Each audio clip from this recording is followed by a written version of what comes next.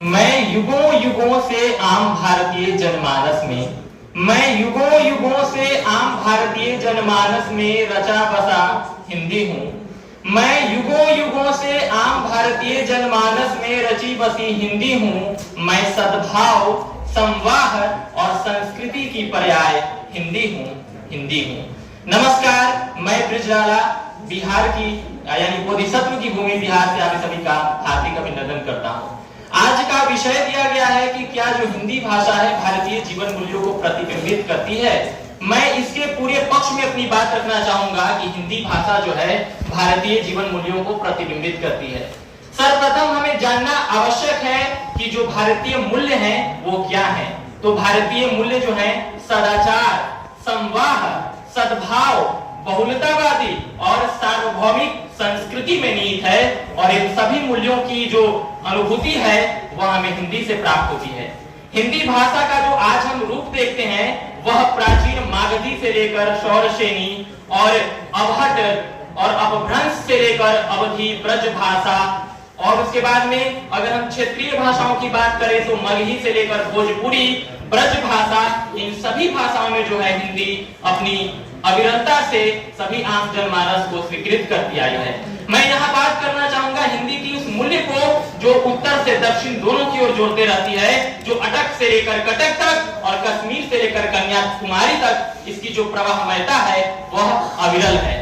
राष्ट्रपिता महात्मा गांधी ने भी हिंदी भाषा को ही बताया था कि एक ऐसी भाषा है जो पूरे भारत को जोड़ सकती है। आपको ताज्जुब होगा कि हिंदी भाषा प्रचार समिति जितने उत्तर भारत में नहीं है उतने दक्षिण भारत में स्थापित किया गया है, जिसमें उन्होंने यह कहा था कि अगर हम दक्षिण भारत को हिंदी से जोड़ते हैं तो एक राष्ट्र की भाषा होगी और राष्ट्र की भाषा क्या होगी? हिंदी भाषा होगी। मैं एक और बात करना चाहूंगा कि जिस हिंदी की बात हम करते हैं न तो उसमें संस्कृत युक्त, तत्सम युक्त का अतिरेक होना चाहिए और न ही अरबी फारसी के शब्दों का।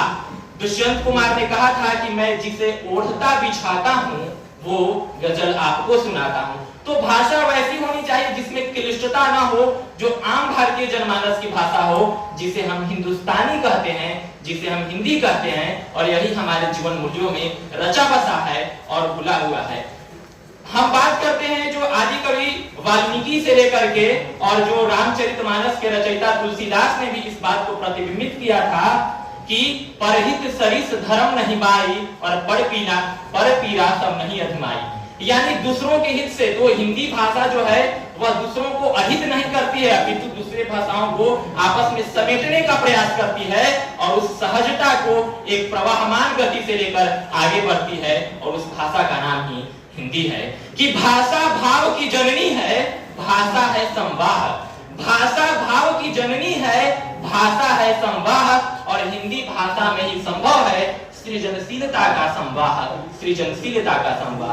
तो हिंदी भाषा जो है वह हमारी सृजनात्मक क्षमता को बढ़ाने का प्रयास करती है कि हम कैसे अपने भावों को अभिव्यक्त कर पाएं। अभी मैंने रामचरितमानस के रचयिता जो गोस्वामी तुलसीदास की बात कही थी, उन्होंने एक क्लिष्ट भाषा के रूप में संस्कृत से अलग हटकर अवधी भाषा में रामचरितमानस को रच करके राम के व्यक्तित्व को पूरे विश्व में एक धरातल पर लाने का प्रयास किया था।